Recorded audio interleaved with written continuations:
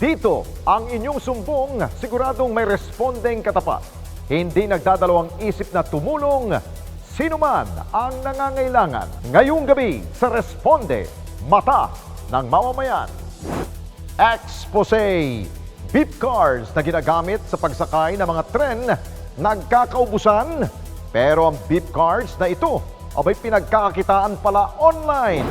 Grupong nagbibigay ng libreng operasyon sa mga batang may sakit sa puso, ating kilalanin.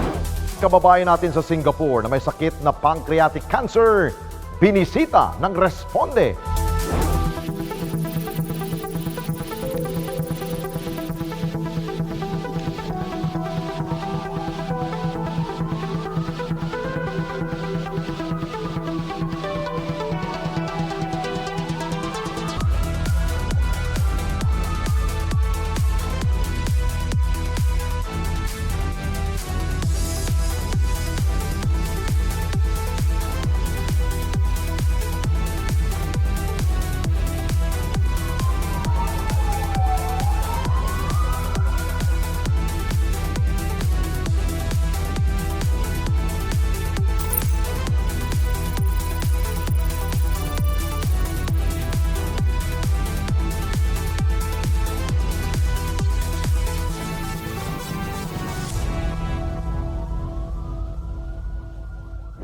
Personal akong nagtungo sa Singapore para alamin ang kondisyon ng isa nating kababayan na nagpaparesponde dahil po sa kanyang sakit na pancreatic cancer. At sa akin pong pagdating doon, tumagsa ang tulong para kay Lani Make. Hindi lamang mula sa ating po mga kapwa Pilipino, pero maging mga taga-ibang bansa. Sa patuloy na pagbibigay ng responde, walang anumang balakid ang inuurungan ng programa. Maihatid lamang ang tulong sa higit na nangangailangan. Kaya sa kabila nito, maging ang mga kababayan natin sa ibayong dagat ay nagpapaabot ng kanilang mensahe sa programa para sila ay marespondihan.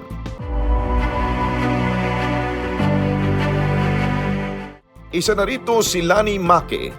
Nasa 2 dekada nang naninirahan sa bansang Singapore. 5 taon nang nakipaglaban sa kanyang sakit na stage 4 pancreatic cancer at nangangailangan ng tulong para may pagpatuloy ang kanyang chemotherapy. Ito mga impormasyon na nakarating sa Responde. Kaya naman, matapos ang ilang serye ng koordinasyon na aming ginawa, ay tumulak na kami sa Singapore. Panahon na para rumisponde. Pagdating namin sa Singapore, agad naming hinanap ang bahay ni Lani. At dito sa Bishan Street, sa Central Point ng Singapore, natagpuan namin si Lani. Hanapin natin ang bahay ni Lani. So, nandito siya sa may parang condominium buto dito sa Singapore. Nasa kabila ng katatapos pa lamang ng kanyang chemotherapy, ay nagpaunlak pa rin siya ng panayam sa akin. Paano kayo napadpado dito sa Singapore? Pakikwento sa amin. Opo, I came here in Singapore year 2004.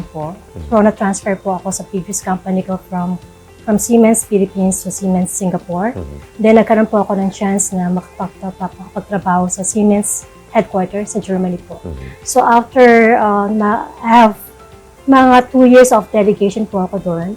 Then, when I went back here in Singapore, Makatulong sa kanyang pamilya, itong naging pangunahing dahilan ni Lani kung bakit kinailangan niyang umalis sa sariling bansa. Ano ang nagtulak sa inyo para pumunta dito sa Singapore? kasi po breadwinner po ako sa family. So, tumutulong po ako sa family ko. So, alam ko na malaking tulong sa akin pag sa ibang bansa ako magtrabaho. Of course, medyo mas malaki yung naitutulong ko sa family ko kasi yung parents ko matatanda na. At makalipas ang mahabang panahon, nakabuo na siya ng sarili niyang pamilya sa Singapore. I met my husband. Then we get married and we were blessed with 2 beautiful kids. Simpleng buhay lang po kami dito sa Singapore. Ang tuition fee po nila ay sobrang mahal po. So talagang kailangan kaming kumayod mag-asawa. Kaya talagang both sides po talagang hardworking. At maganda naman po sa amin kasi po kasama po namin yung 2 mothers namin. So yung mother ko, saka yung mother-in-law ko, sila po yung nag-aalaga sa 2 bata. Masayang pamilya, maayos sa trabaho at simpleng pamumuhay. Inisip ni Lani Napayapa na ang kanyang buhay. Ngunit isang malaking pagsubok ang tumama sa kanilang tahimik na buhay. Nung pumasok po itong parang challenges sa inyong buhay, what was the first thing na, paano nga ba ho ninyo nalaman na meron kayong capital C? Nag-start lang po siya sa back pain. So for almost a month, sakit-sakit po ng likod ko. To the point na apektado na po yung lifestyle ko. Hindi na po ako makatulog. Pero nung naramdaman ko po na parang may hangin po sa tiyan ko na sobrang kakaiba. Parang kabag lang. Opo, kapag na kakaiba po talaga. Tapos meron po akong pagod na hindi ko ma-explain. Sobrang pagod na pagod ako. Tapos parang galing sa lupa na hindi ko maintindihan. Kahit wala naman po nagbago sa activities ko. Pero talaga yung pagod, unexplainable po talaga. Tapos napapansin ko, nalulus na po ako ng weight. May takot man, si Lani nilakasan ng loob na alamin ang kanyang kalagayan. Ang nakakagulat po kasi, every year nagpapa-executive check-up ako. March, wala pong nakikita, all clear. Come May, yun na yung lumabas na lahat yung pain. Tapos sabi po nung attending doctor sa akin na, sige, x-ray kita. Sabi ko, Doc, siguro mas maganda ako yung ultrasound. Tapos medyo kinabahan po ako ng ongoing na yung ultrasound. Yung habang naantay namin result. Sabi po ng isang Pinay na nurse, naku, si ate may tama sa pancreas. Narinig ko rin niyo? So kinalibutan po ako. Kasi hindi ko po alam yung pancreas.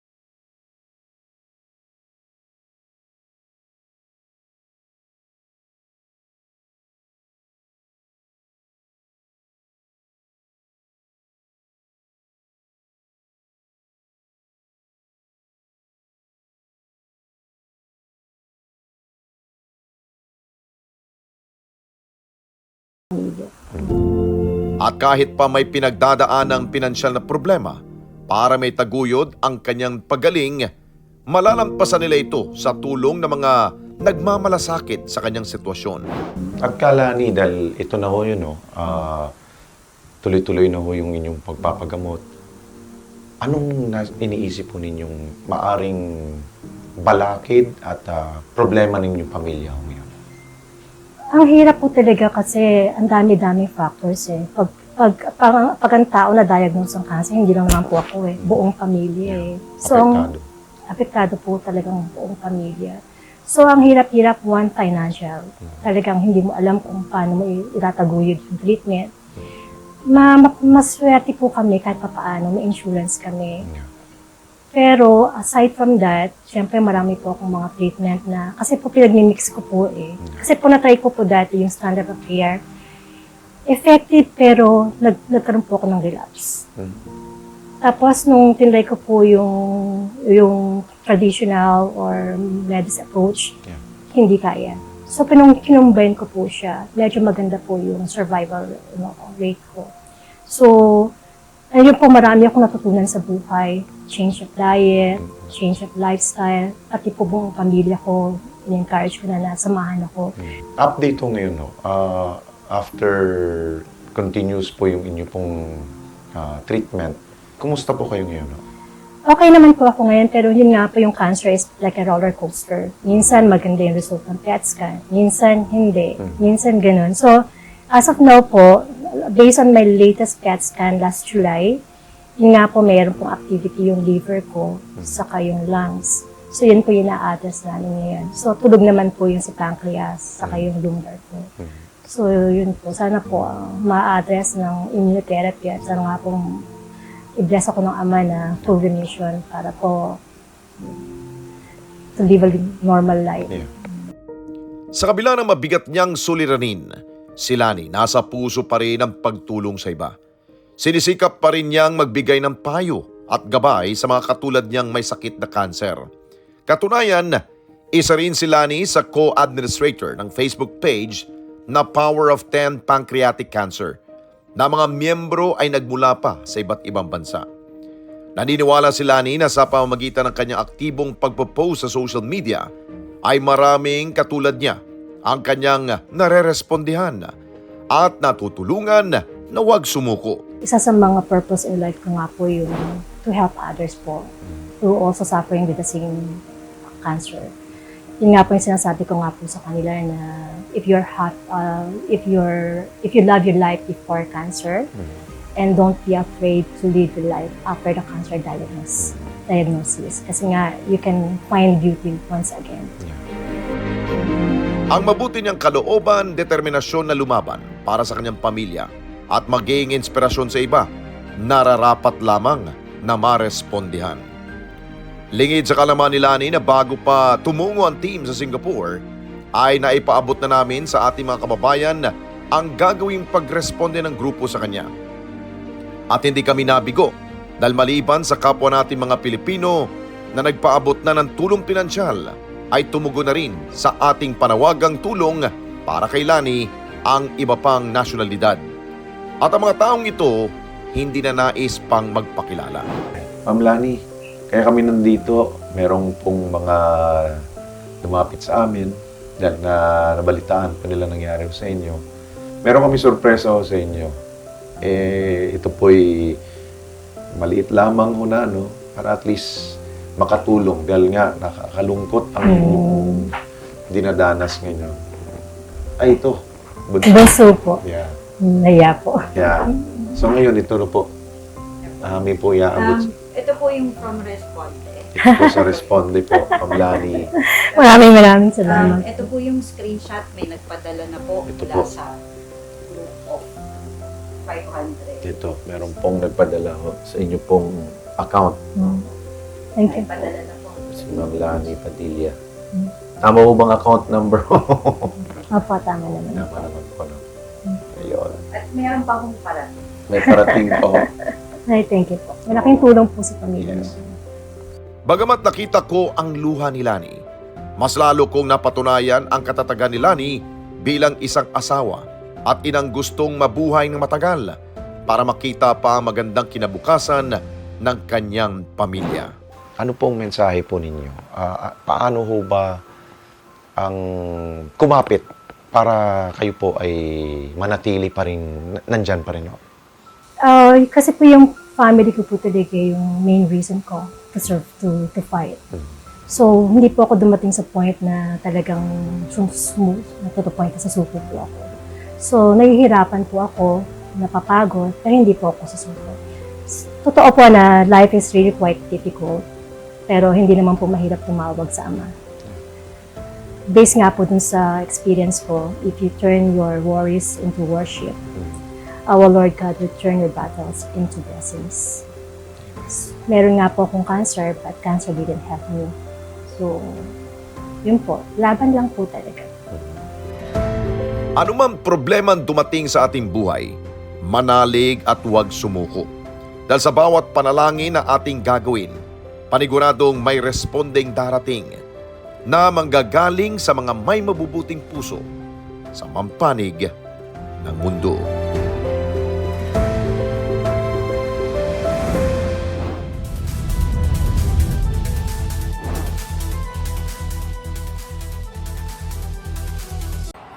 Ako si Sara Duterte, tatakbo bilang Pangulo ng Pilipinas. Good luck. Yun lamang po. Tampok ang mga nagbabagang balita at malalimang panayam sa mga pangunahing personalidad, mga opisyal ng gobyerno, eksperto at mga taong nasa sentro ng kontrobersya. Harapan at tapatan. Alamin ang totoo. Alamin ang magkakaibang panig. Sumabay sa init ng mga balita at issue. Ano sa palagay nyo? Alas 8 hanggang alas 10 ng umaga, Lunes hanggang Biyernes, dito lang sa Net25.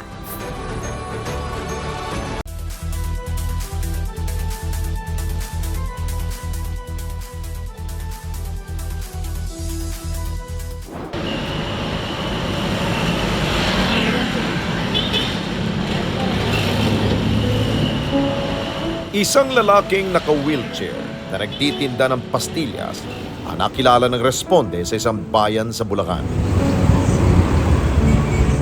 Siya si Renato. Napansin siya ng grupo habang bumibili ng payong na kanyang gagamitin sa kanyang pagtitinda. Kwento pa ni Renato, ilang taon na siyang pinapahirapan ng kanyang kalagayan. Matagal na sir, meron ng 5 taon. Mild stroke. Pinapabayaan eh.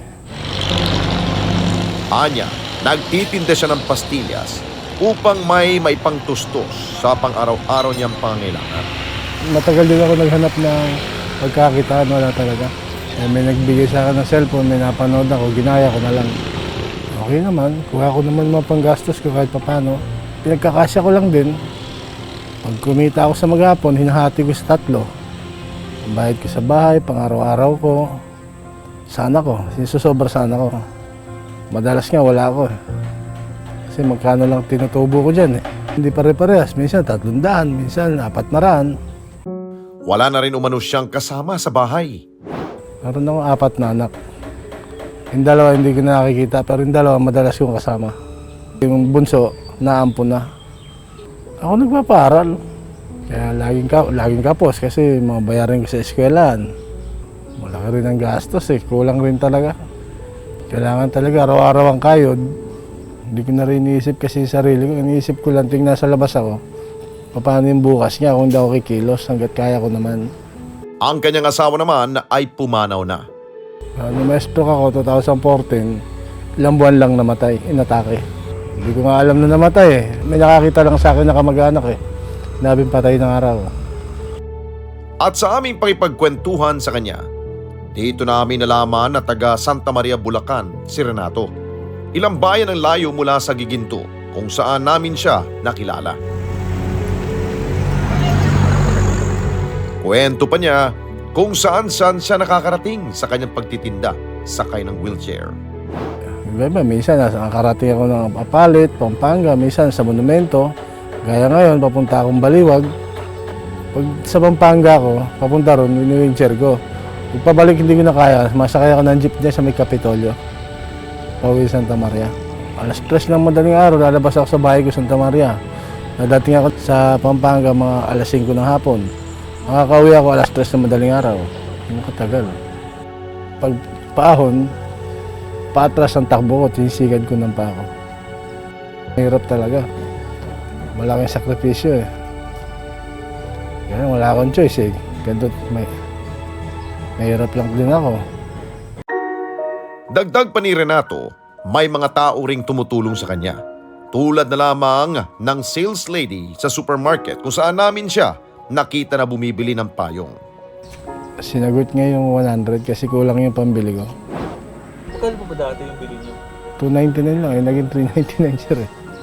Ikaw, kulang yung dala kong pera talaga. Sinagot na nung babae yung 100. At para lubos naming makilala si Renato, minabuti namin na puntahan siya sa kanyang bahay sa Santa Maria, Bulacan. Dito siya mag-isang nakatira. Sa maliit at inuupahan niyang bahay, wala rin itong sariling palikuran. Pagka nagsisiyar na at wala naman siyar itong bahay, wala rin kuryente, takbo ko doon sa gasolinahan. Wala yun, tubig yan. Sinuupahan ko sa mga bata, iniigib ako doon sa tapat. Nakausap din namin ang ina ni Renato. At para sa kanya, sa kabila ng kondisyon ng kanyang anak, ay nagsusumikap pa rin ito para hindi umasa sa iba. Okay naman siya, hindi naman siya pabigit sa amin kasi naghahanap buhay naman siya ng sarili. Madilim pa lang, umalis na yan dito para magtinda kasi may binubuhay siya ng isang anak. Kasi siyempre, sarili din niya, binubuhay din niya. Hindi naman siya umaasa sa amin, masipag lang talaga siya. Nung una yan, lakad lang siya ng lakad, naghahanap lang nun siya ng pinagkikitaan. Ang sabi ko sa kanya, kaysa naman ako, ikaw lakad ka ng lakad, magtinda ka. Kasi ako nung araw, tindera din kasi ako ng mga chicharon. Hindi siya nanghingi sa akin, talagang sarili lang talaga niya. Ganyan. Kaya nga sabi ko nga, sana ako lahat ng tao ganyan. Lahat ng mga may kapansahan ganyan. Kasi yung iba kasi, kahit na kaya namang maghanap buhay, hindi ginagawa. Mas gusto pa manghingi-hingi ganun, di ba? Pero nung naoperahan ako, kahit papano, nag-ambag naman din siya. Nagbigay siya kahit na maliit lang na halaga, di ba? Kasi hindi ko siya inasahan na magbigay siya. Kasi nga, di ba, ganyan siya. Nagulat din umano siya nang malaman na nakakarating sa malayo ang kanyang anak para magtinda. Minsan yan, tumatawag siya sa akin. Oh, nasaan ka na? Sabi niya, andito ako sa Balagtas. Minsan, ano pa ba yun, Marilao. Minsan, dito sa Megaray. Sabi ko, Diyos ko, lalayo akong nang narating. Ganun daw talaga pag naghanap buhay. Pag dito lang wala, hindi ka kikita talaga dito. Kailangan talaga sa mga malalayo. Ayon din kay Renato, itinatabi niya ang kanyang mga paninda sa isang sirang ref sa loob ng kanyang bahay. Yung rep ng tita ko, binili ko. Doon ko nilagay, pinalagyan ko lang ng kandado. Nanakawan na ako ron, minsan. Yung ipon ko talaga nawala. Masama ang loob ko nung kasi nga, magbo-birthday itong anak ko. Yung cellphone binili ko pang regalo, damay na nawala. Pati ipon ko na 5,000, damay din yun. Ang ginawa ko doon sa rep, bukod sa pagpalagay ko sa yung kandado, pinagawan ko ng frame. Para hindi siya madaling buksan. Maging ang supplier niya ng pastillas ay hanga sa kanyang sipag at determinasyon. Bumilib po ako sa kanya kasi po, siya po, nagtatrabaho kahit may kapansanan. Yung iba po tambay-tambay lang. Siya po, nagtatrabaho, kumikita. Isang bagay naman ang hiling ni Renato na makakatulong ng malaki sa kanyang pagtitinda. Sana ganito, wheelchair, kasi panghanap buhay ko to eh. Yung heavy duty sana kasi ito, madali ring masira kasi sa wheelchair, yung gulong sa harapan. Ito, mga 3 taon na siguro to. Kaya sira-sira na rin. Hirap na itong gamitin kasi yung bearing nga sa harapan. At matapos ang panayam na iyon, oras na upang ibigay ng programa ang sorpresa para sa kanya. Dahil bit-bit na namin ang mga groceries para kay Renato. Totoy, may nalamin konti sa'yo. Ay, salamat. Maraming salamat, sir.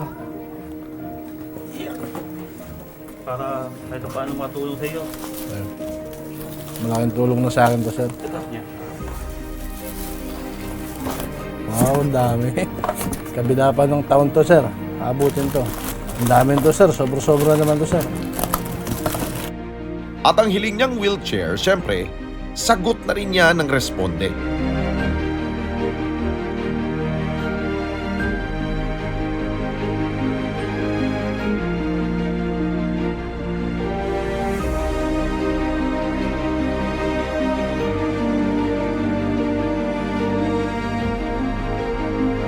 Maraming salamat po sa Net25, sa Responde. Maraming salamat. Malaking tulong mo yung binigay ninyo sa akin. Grocery, wheelchair. Dahil sira-sira na yung aking wheelchair. Maraming salamat po. Para sa mga katulad ni Renato, ang pagkakaroon ng kapansanan ay hindi dapat maging problema para ituloy ang paghahanap buhay. Malayo man ang lalakbayin at matinding sakripisyo ang kakailanganin. Ang mahalaga, kumita siya ng patas para sa kanyang mga anak. Kaya't hanga kami sa kanyang pagsusumikap at nararapat lamang siyang respondihan.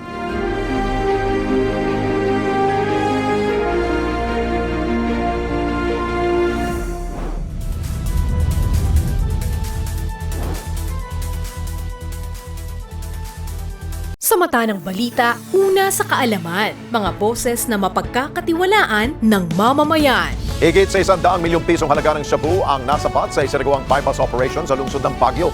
Natakot naman at nalungkot ang mga negosyanteng Chinese-Filipino sa sinapit po ng businessman at ang driver nito na dinukot at pinaslang.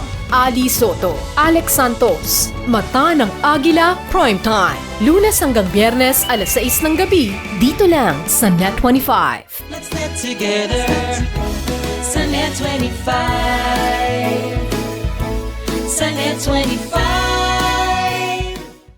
Ang bawat pagkain siguradong may kwento, lalo na ang mga ipinamana pa at inabot na ng dekada-dekada. Namnamin ang lasa ng mga pagkaing may nakabubusog na kwento. Isa-serve na ang Savoring Stories sa LTE. Love, Tony Pet and Everything. Monday to Friday, 7 a.m. sa Net25.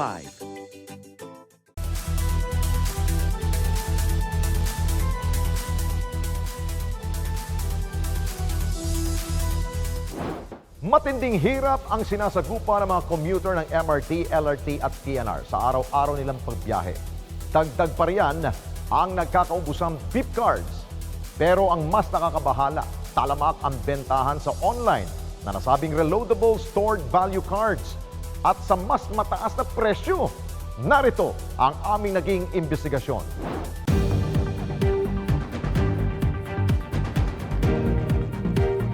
Sumasakay kasi ako ng MRT to Mandaluyong, tapos Mandaluyong to dito. So sasakay ako ng carousel.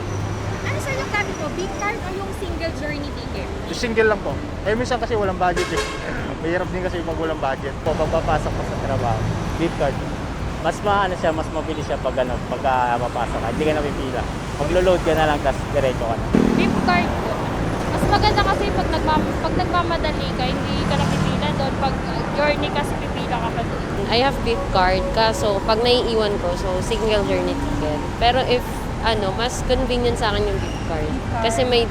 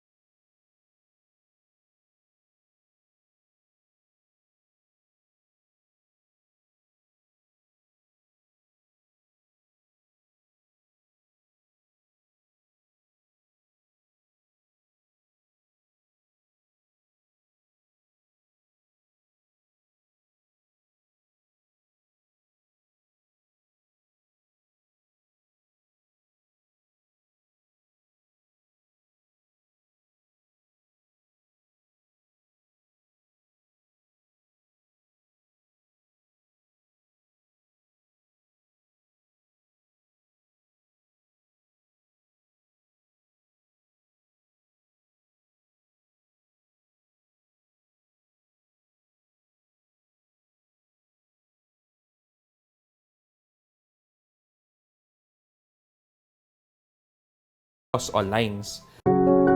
Ipinaliwanag ng DOTR ang proseso ng pag-acquire ng beep cards mula sa isang pribadong kontraktor at kung saan nagkaroon ng kakulangan. Sa everyday po natin, parang more or less na nagbebenta lang po tayo ng minimal na number. No?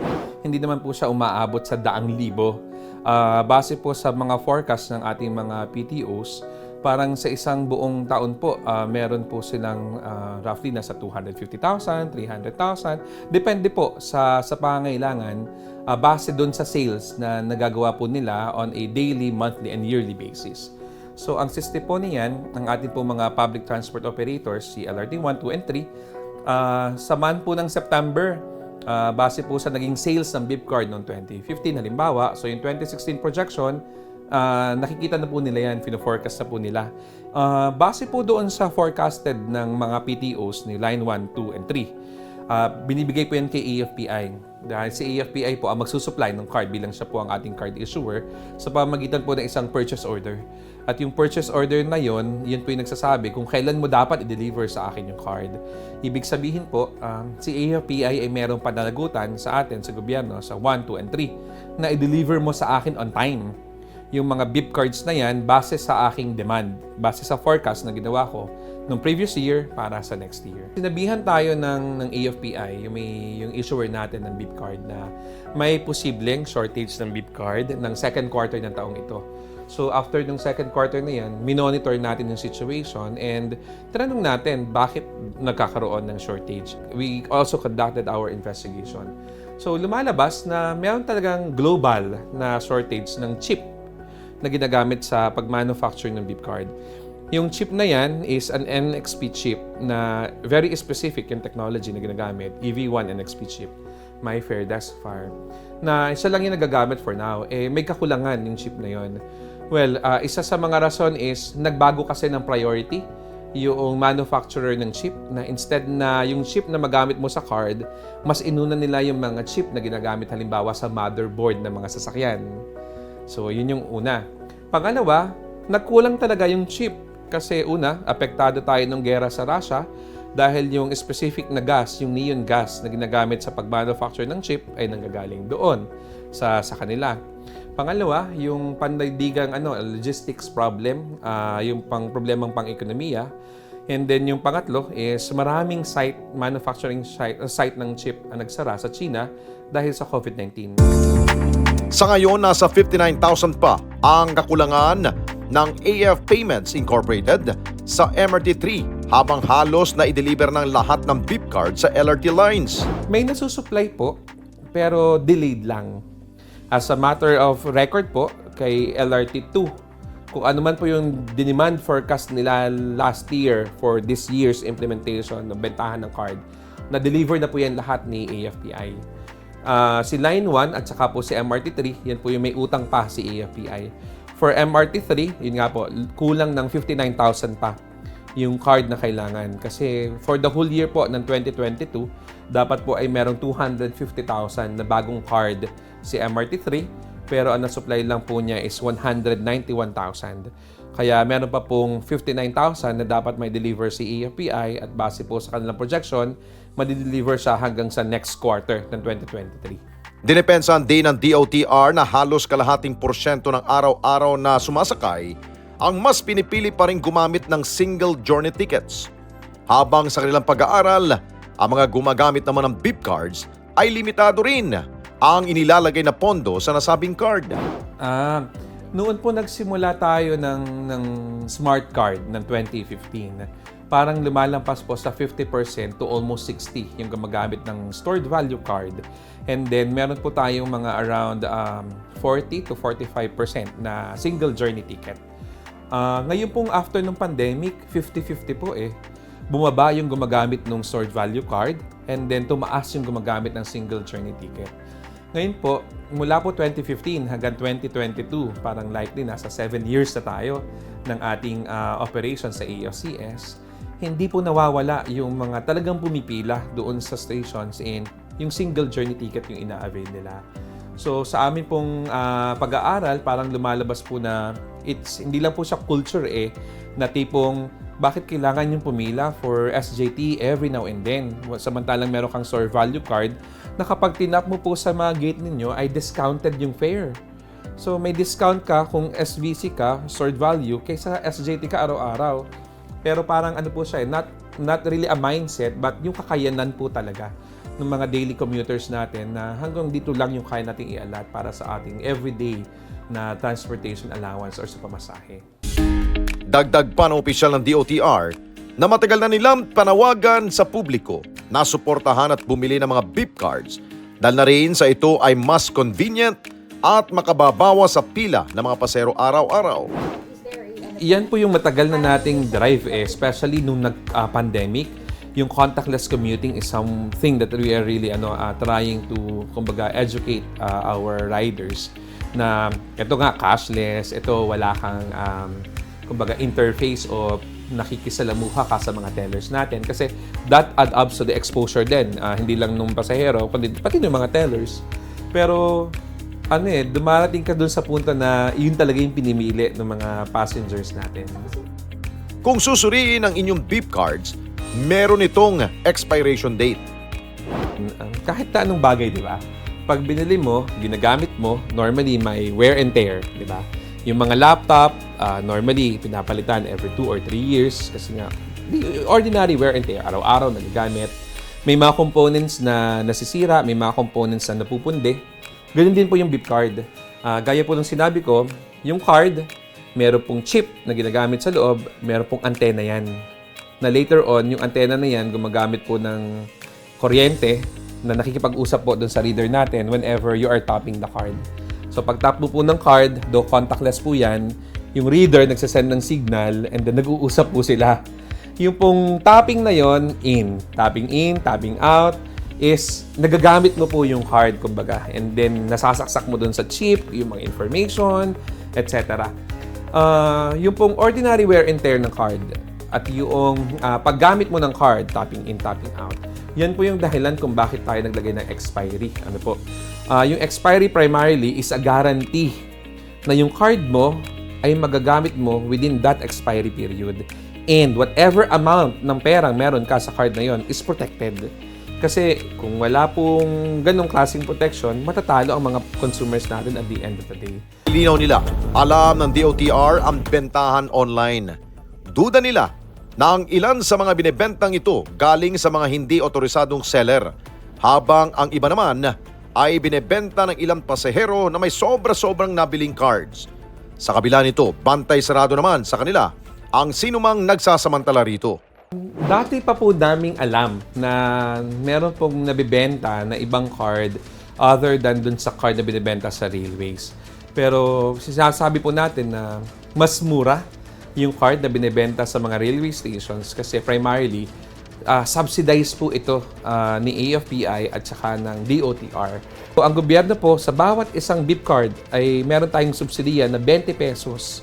And then, yung 30 pesos na yun, ang pinapasa natin sa pasahero, kung binibili po natin sa stations, nire-require lang ng stations na at least meron kang minimum load. Si AFPI naman po, admittedly, ako po, nakabili na rin po ako minsan sa online ng card. Meron po silang mga personalized card, meron po silang mga limited edition card. Checking on the situation, nalaman po namin na lumalabas na itong mga nasa online are hindi yung mga legitimate sources na kumbaga ay ka-tie up ni AFPI for selling their cards online po. Si AFPI po, admittedly, binibenta nila yung maliit na porsyento ng card supplies nila para nasa 1 to 5% po ang binibenta nila online. And then yung 94 to 95% ay nasa Riles na po. Ganun kalaki po yung nasa sa atin ng online. Kasi po, may demand naman sa kanila.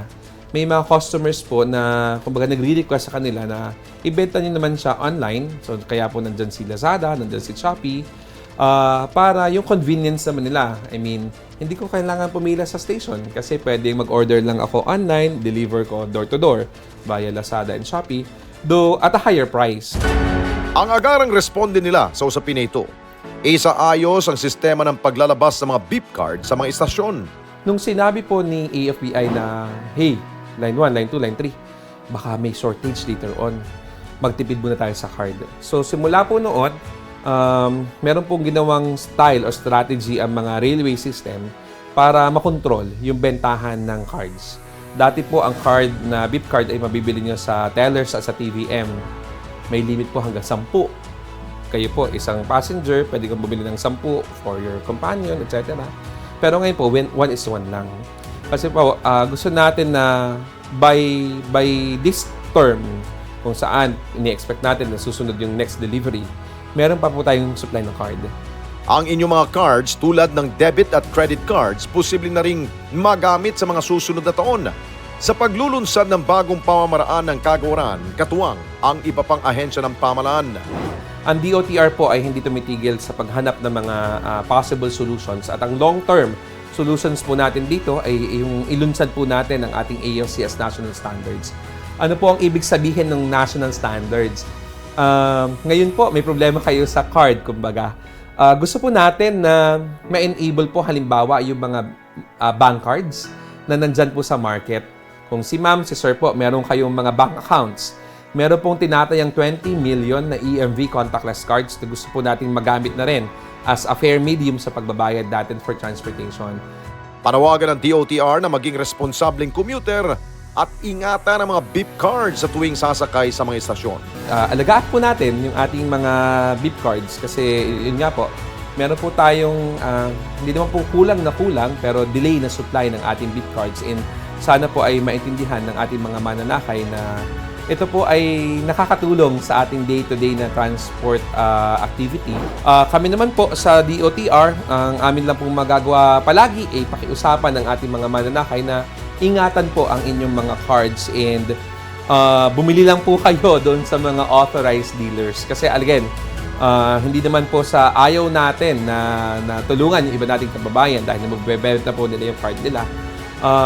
Hindi po natin ginagaranti yung mga card na nabibenta online except for those na nabibenta po natin sa mga authorized dealers ni AFPI at saka po sa mga authorized na ahente po gaya po sa LRT 1, 2 at saka po sa MRT 3. Sinubukan ng programang makausap ang AF Payments Incorporated pero hanggang sa mga oras na ito ay hindi pa tayo nakatatanggap ng tugon mula sa kanila.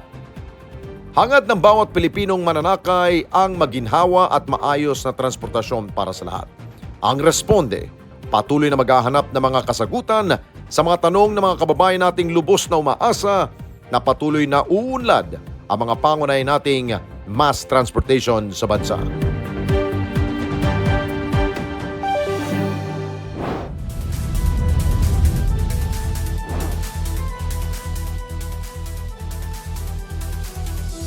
We are now open for business.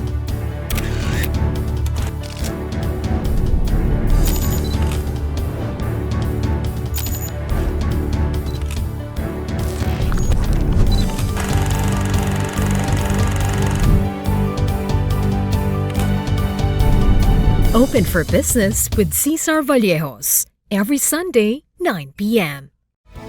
Sunnet 25.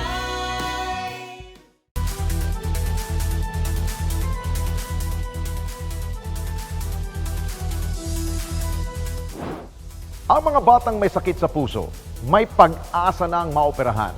Dalang grupong aming nakilala na Heart Warrior of the Philippines ay handang magbigay ng libreng operasyon para sa kanila. Kilalanin po natin sila.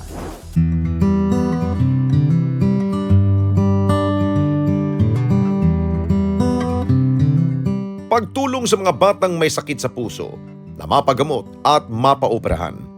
Itong sinusulong ng grupong Heart Warriors of the Philippines Incorporated. Itinatag ang grupo para alalayan ang mga magulang na may anak na may sakit sa puso.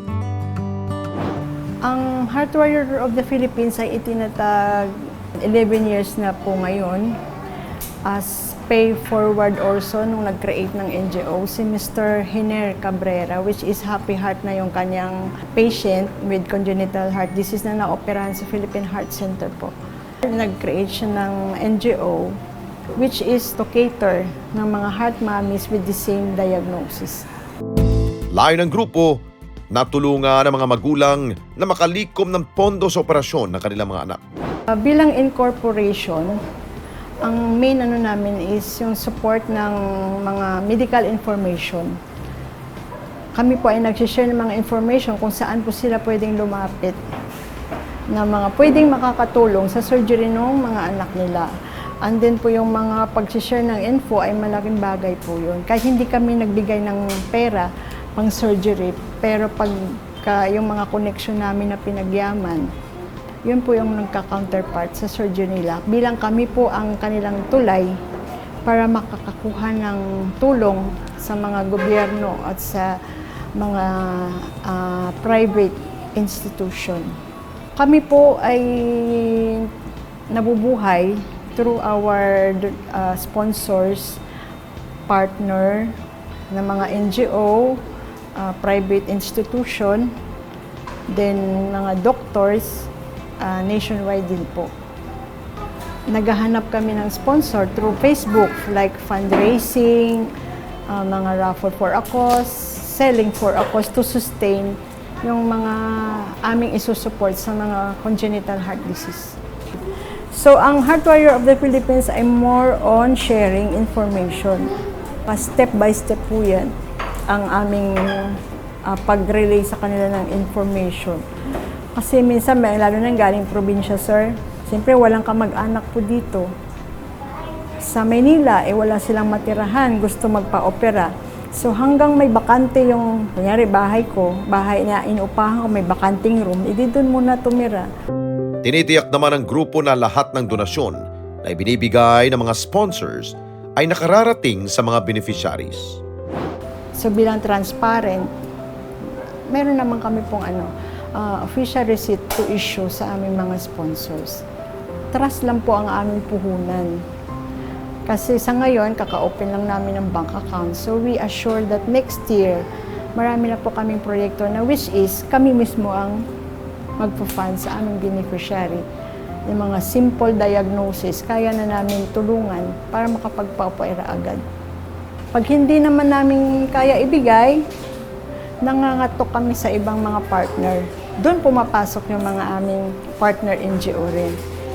Tapos yung aming pagpapakita na magpapatunay na talagang naibigay through photos po.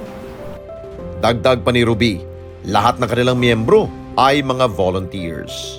Bilang kami po na mga namamahala, kasama ng aming mga administrator per area, lahat po kami ay nagpe-pay forward na mag-serve, voluntary po.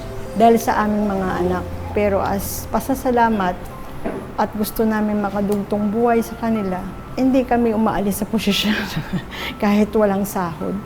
Kasi malaga buhay na tumulong po, di ba? Mahira sa taong mag-volunteer without any pay.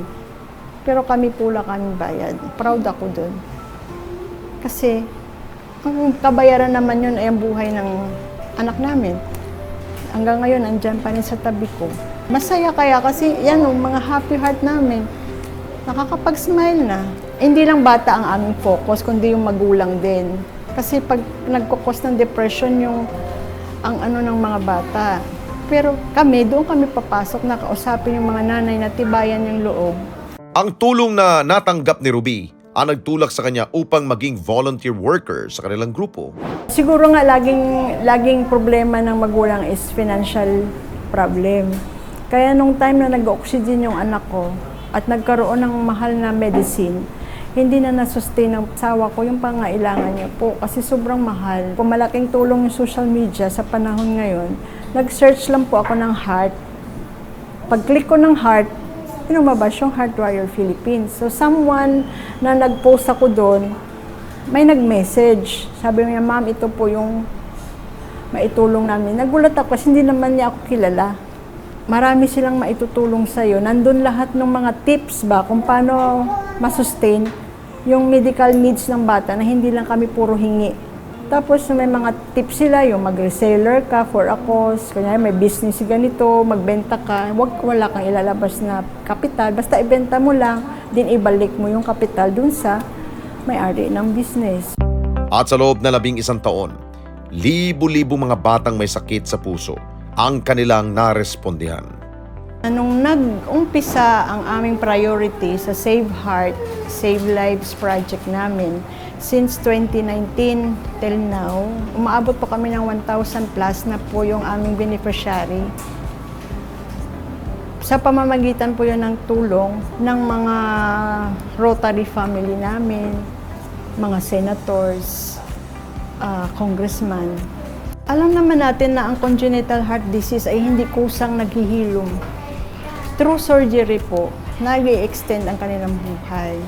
As parents po, gagawin namin yung lahat para madugtungan yung aming anak.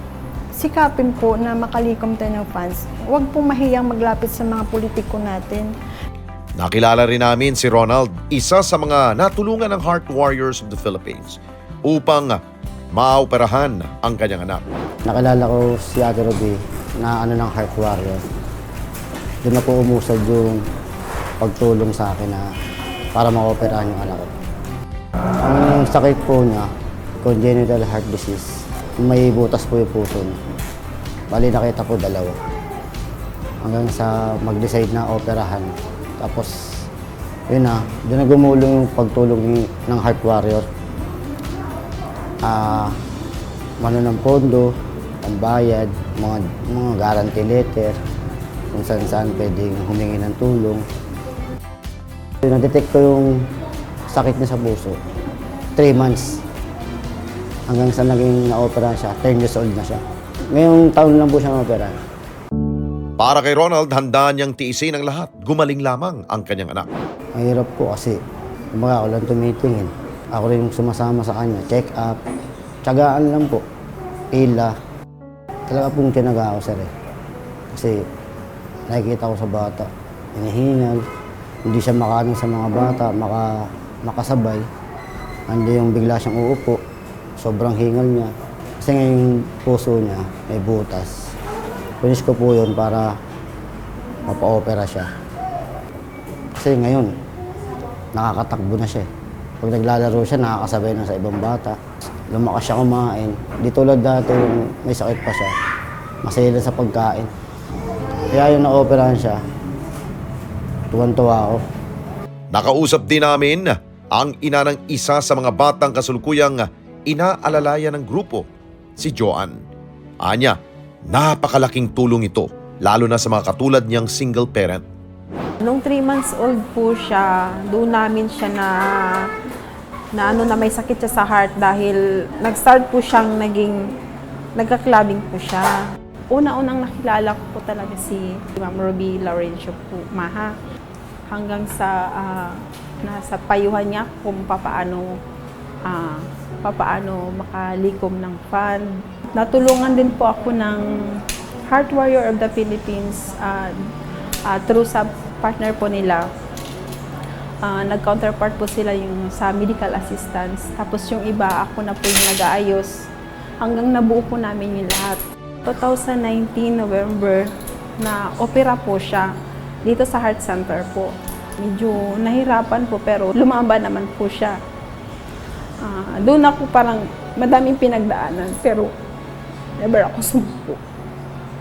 Kasi lumalaban kasi yung anak ko eh. Kaya lalaban din po ako. Single mother na po ako ngayon, sir. Talagang sumuko na rin kasi yung father niya nang dahil po sa sobrang dami po talagang problema. Pero hindi po ako sumuko. At ang natatanging hiling ni Joanne, tuluyan ang gumaling ang kanyang anak dahil nasasaktan siya tuwing nakikita niya itong nahihirapan. Sobrang napakahirap yung makita mo yung kalong-kalong ko yung anak ko nagagamuhan. Sobrang hirap. Alam ko nagiging ngalo. Nagsisigaw sa akin na I'm so tired, Mama Joanne. I want go to sleep, sabi niya po sa akin. Sabi ko talaga, matulog ka na. Hindi mo pipigilan yun. Bilang isang nanay na, siyempre lahat ginawa ko para mapa-opera siya. Kay lubos-lubos ang pasasalamat ni Ronald at Joanne sa Heart Warriors of the Philippines. Sana po marami pa pong sponsor na dumating para mas marami pong bata ang matulungan. Maraming salamat sa Heart Warrior of the Philippines. Salamat sa kanila. Maraming salamat. Hindi dahil sa kanila, hindi ma-opera yung anak. Sana wag silang magsawang tumulong sa mga batang may sakit. Yung tinatawag nila sagip duktong buhay. Ayon pa kay Ruby, bukas sa kanilang grupo para sa lahat ng magulang na nagnanais na mapaopera ang kanilang mga anak na may sakit sa puso. Tulad ng pagme-message nila sa aming FB group, pero syempre, kailangan namin ng attachment kung talaga bang may sakit yung kanilang mga anak. Kasi syempre, baka mapasukan ka ng some scammer, ang hirap. Kaya nag-evaluate kami batay sa kanilang laboratory, like to the echo. At sa lahat po ng mga lumalapit para sa tulong pang-opera sa puso, maaari nyo pong i-ready lang ang inyong medical abstract with quotation po. Doon kasi kami magbe-base kung paano kayo matutulungan. Sa magdo-donate po, maaari po kayo mag-message sa aming email, heartwarriorofthefilippines@ph@gmail.com, or hanapin niyo po kami sa FB, Heart Warrior of the Philippines, Inc. Pag na-click niyo po yun, mag-message lang po kayo. Para sa mga magulang na may anak na may sakit sa puso, malaking hamon ito sa kanila para may taguyod ang gamutan. Dagdag pa ang malaking halaga na kakailanganin para sa heart surgery. Pero hanggat nariyan ang mga grupo tulad ng Heart Warriors of the Philippines, may pag-asa para sa kanila. Maaninag natin ang isang magandang kinabukasan ng mga batang patuloy nilang nirerespondihan. Kami ang Heart Warrior of the Philippines, Inc. Certified E-Responder.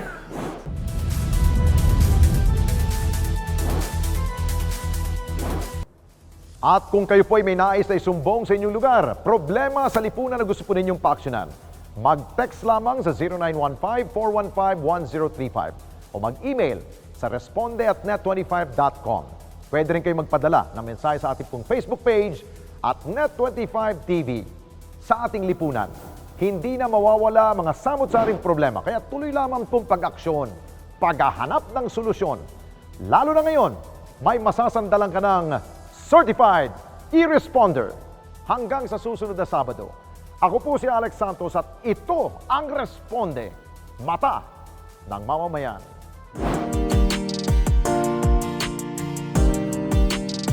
Ito ang aming layunin para sa bayan kong mahal.